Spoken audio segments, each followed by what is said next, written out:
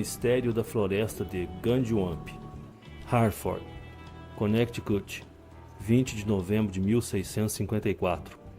Um morador da região de nome John Payson escreveu ao então, na época, governador John Winthrop sobre uma floresta rochosa há pouco descoberta, conhecida como Ganjuam.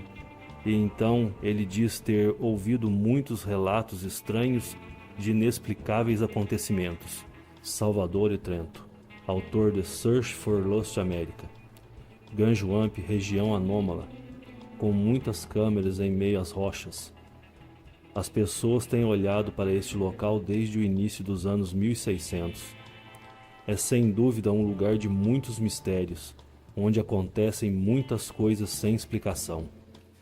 Andrew Collins, autor de Cygnus Cay. O local é conhecido por suas anomalias magnéticas, avistamentos de orbes luminescentes e OVNIs que são vistos por toda aquela região. Aqueles que se aventuram por esta floresta vivenciam experiências fora do normal. Começam a chorar sem nenhuma explicação aparente, como se alguma coisa as deixasse perturbadas. Philip Imbrogno, autor de Strange Heavens. Algumas pessoas contam que tiveram pequenas hemorragias nasais do nada, e até mesmo relatos de sangramento nos olhos. Houve casos de pessoas que chegaram a desmaiar, queixando-se de fortes náuseas.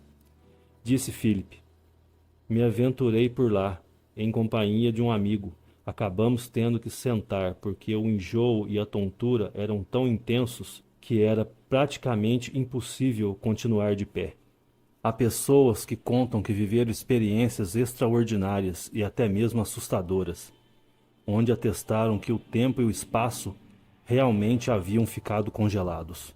Curiosamente, o governador John Winthrop, que fez o primeiro registro de uma ocorrência estranha em Ganjuamp, também fez o registro do primeiro relatório do avistamento de um OVNI no Novo Mundo, acontecido em 1939, 100 milhas a leste de Ganjuamp, por sobre o rio de Boston. Bill Burns, autor de UFOs and the White House, descreve um fato ocorrido que alguns pescadores relataram, onde um OVNI, objeto voador não identificado, saiu de dentro de um rio e ficou parado no céu. Então, quando perceberam, esses pescadores já estavam de volta no início do percurso. E o estranho foi que não se lembravam de ter feito o caminho de volta. Parecia que o tempo não havia passado. Existem pessoas que dizem ter visto estranhos orbes luminosos entrando nas câmeras nas rochas que se estendem por toda a floresta. E alguns dizem ter visto algumas vezes esses mesmos orbes saindo delas também. Distorções anômalas totalmente fora do comum no magnetismo de toda aquela região. Danos físicos inexplicáveis, sensações estranhas que o tempo não passou ou está parado. OVNIs são vistos com frequência. São só alguns exemplos dos fenômenos ocorridos naquela região. Distorções anômalas inexplicáveis em alguns domes. Para exame mais minucioso do local e das estruturas antigas à procura de anomalia, o pesquisador da teoria do antigo astronauta David Childress e o especialista em megalíticos Hugh Newman resolveram ir até um dos domes mais misteriosos da América. David Childress, autor de Technology of Gods, é sem dúvida um dome gigante. Nesta região, quase todos eles têm entre 60 a 90 toneladas. Isso é de impressionar. É uma estrutura de granito, por isso é constituído de pequenos cristais de quartzo, então deve haver energia fluindo a partir disso. O granito é constituído a partir de 3 tipos de minerais: o quartzo, o feldespato e a mica. Hugh Newman, autor de Earth Grids. Por ser de granito, torna-se realmente muito interessante. Então existe um eventual efeito piezoelétrico neste local. Creio que sim, a energia existe. No chamado efeito piezoelétrico, a energia elétrica se acumula em sólidos, rochas e matéria sem vida. Piezoeletricidade é a capacidade de alguns cristais gerarem tensão elétrica por resposta a uma pressão mecânica. David Childers. Então você entende que pode ser que usassem essa anomalia magnética para mover essas enormes pedras e as posicionarem desta maneira? Hugh Newman. É possível que sim. David Childers. Havendo algum tipo de energia neste local, poderia medir isto, certo? Hugh Newman.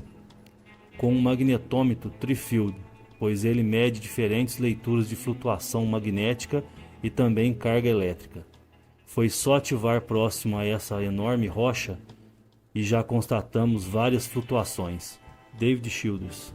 Isso então significa que existe realmente uma energia fora do normal aqui. Hugh Newman.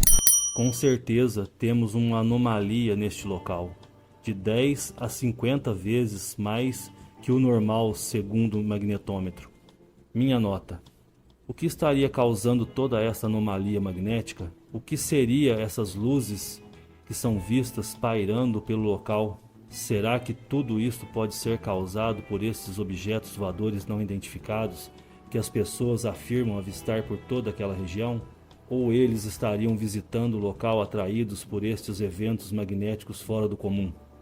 Minha opinião sobre este assunto é que, por ser um local onde já existe grande quantidade de energia sendo gerada pelas formações de granito, a grande incidência de OVNIs no local aumenta ainda mais a carga elétrica, pois sabemos que estes objetos por si só emanam muita energia eletromagnética, principalmente se o eletromagnetismo foi usado por estes OVNIs para movimentar essas enormes formações rochosas, posicionando-as nessas disposições que se encontram. E por isso, esses minerais provenientes dessas rochas acumulam ainda mais energia, causando estes distúrbios anômalos na energia do local.